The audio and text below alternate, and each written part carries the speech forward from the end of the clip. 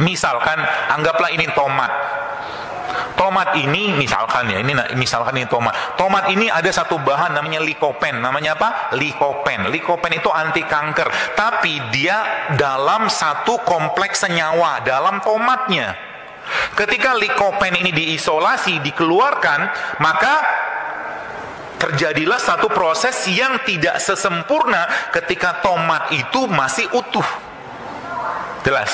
Jadi orang yang mohon maaf mungkin makan vitamin sintetik, sebenarnya elektron pairingnya atau elektron yang berkumpul atau berpasangan tadi itu satu persatu akan hilang semua. Vitamin di mana? Di sini.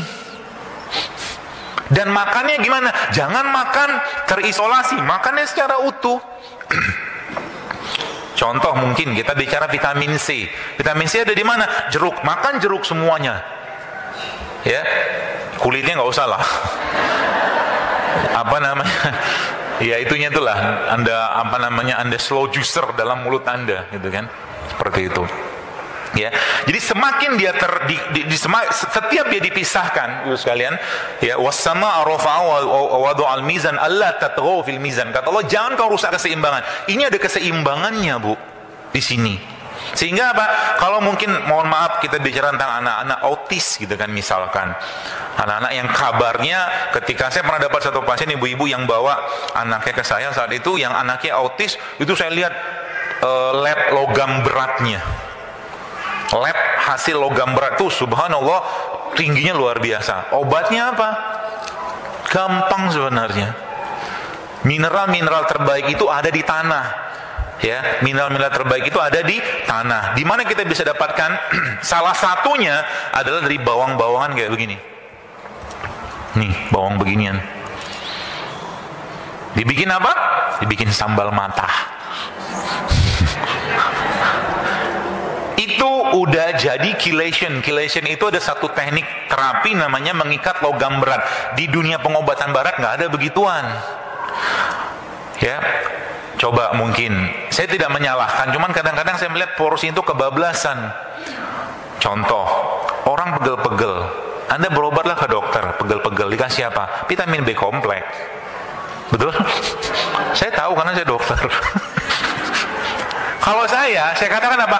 Anda lagi pegel-pegel, saya katakan olahraga. Pergi bekam sana, exercise, stretching, relax, hilang tuh pegel-pegelnya. Iya kan? Terus ngapain lagi? Habis itu gak usah susah-susah, minum kayak beginian. Nih, saya bawa ini kunyit. Apalagi ada lagi namanya tuh, lupa pula bawa tadi. Oh ini dia nih. Apa nih? Jahe merah. Hilang pegelnya.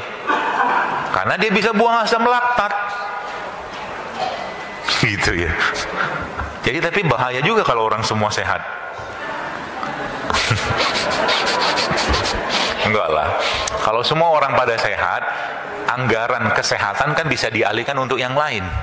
Gitu loh. Jadi dokter itu kita bantulah mereka. Kasihan dokter tuh. Ya capek mereka. Ya ngobatin orang sakit, apalagi yang datang kebanyakan orang sakit. Nggak ada orang datang ke dokter itu untuk silaturahim. Nggak ada kan? Kebanyakan nggak begitu. Datang ke dokter untuk berobat. Tapi kalau sudah paham konsep ini, nanti mungkin Anda tanya, dok, apa nih saran dokter supaya bebas kolesterol? Dokternya tulis resep. Resepnya apa? 8 tambah 3 tambah B. Wih, itu dokter yang soleh banget tuh. 8-nya apa? Puasa Senin Kamis sebulan. Wih. 3-nya apa? Puasa ayam mulbit. B-nya apa? Berbekam. Hilang kolesterolnya. Tambah satu lagi IF. IF itu apa? Intermittent fasting. Intermittent fasting itu apa? Jangan sering-sering kenyang, biasakan lapar. Itu kata kuncinya. Jadi kalau Anda bagus sekali mulai sekarang pengen hidup sehat, jangan pernah biarkan lambung Anda penuh. Itu kata kuncinya. Sebab apa? Ada satu proses dalam tubuh kita namanya autofagi. Autofagi ini adalah satu proses yang dia sebenarnya penemuan baru ditemukan seorang dokter di Amerika atau Jepang seingat saya. Dia menemukan bahwa ternyata tubuh itu bisa memakan sel-sel yang rusak dengan catatan kalau tubuhnya dalam kondisi lapar. Ya. Autofagi bisa terjadi kalau seandainya orang itu dalam kondisi lapar. Ya. Jadi kalau Anda pengen punya pencernaan yang lebih baik, bukan kurangi makanan sebenarnya, tapi Anda biasakan aja sering-sering lapar. Nanti habis itu konsepnya tadi awal tadi apa? Makan bukan untuk kenyang, tapi untuk nutrisi. Anda makan untuk nutrisi. Itu kata kuncinya.